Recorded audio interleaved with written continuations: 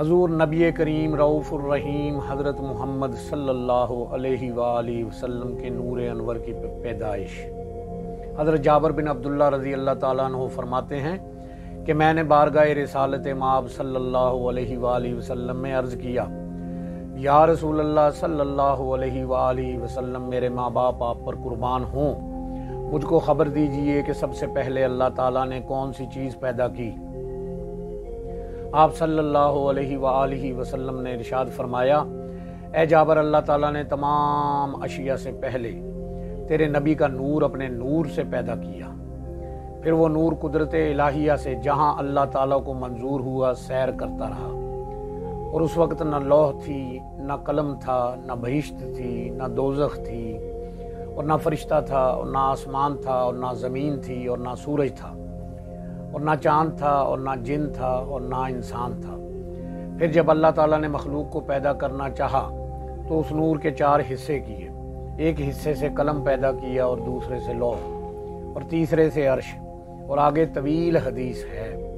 حضرت ارباز بن ساریہ رضی اللہ تعالیٰ عنہ سے روایت ہے کہ آقا کریم صلی اللہ علیہ وآلہ وسلم نے ارشاد فرمایا کہ بے شک میں اللہ تعالیٰ کے نزدیک خاتم النبیین اس وقت بھی ہو چکا تھا جب حضرت آدم اپنے خمیر ہی میں پڑے تھے، یعنی ان کا پتلا بھی تیار نہ ہوا تھا، اور وہ پانی اور مٹی کے درمیان تھے۔ حضرت ابو ہریرہ رضی اللہ تعالیٰ عنہ سے روایت ہے کہ صحابہ اکرام رضوان اللہ تعالیٰ علیہ مجمعین نے پوچھا، فدا کا ابی و امی یا رسول اللہ صلی اللہ علیہ وآلہ وسلم،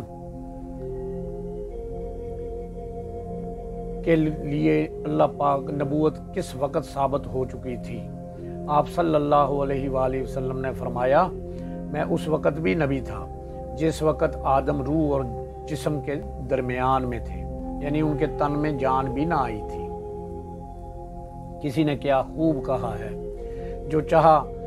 کنز مخفی نے مجھے بھی چاہا جائے، میرا عرفان ہو کوئی صاحب عرفان ہو،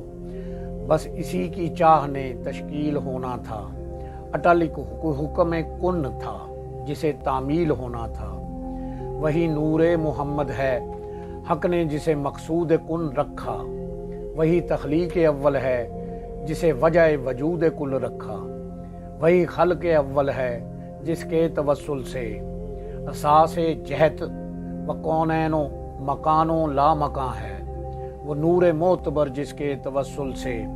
لوح ہے، قلم ہے، اور نظام کن فقاں روشن،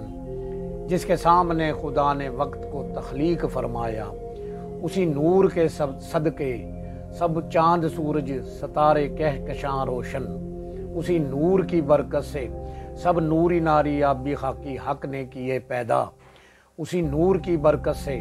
شجر پر پھل پتے، چمن میں تازگی، آبشاروں کی روانی ہے، وہ نور معتبر جس کے تصدق سے شعار زندگانی، خمار بندگی، ہر دیدہ نم کی بصارت ہے، اسی نور کے ہیں جلوے، بہاریں پھول لاتی ہیں، یہی نور ہے جو تفہیم عہد کو کھولتا جائے، مکان و لا مکان میں یا سمجھ جو بولتا جائے، وہی نور محمد ہے جو نور اول ہے، تخلیق اول بھی وہی، تعمیل اول بھی، جو مقصود کن بھی ہے، وہی نور محمد ہے۔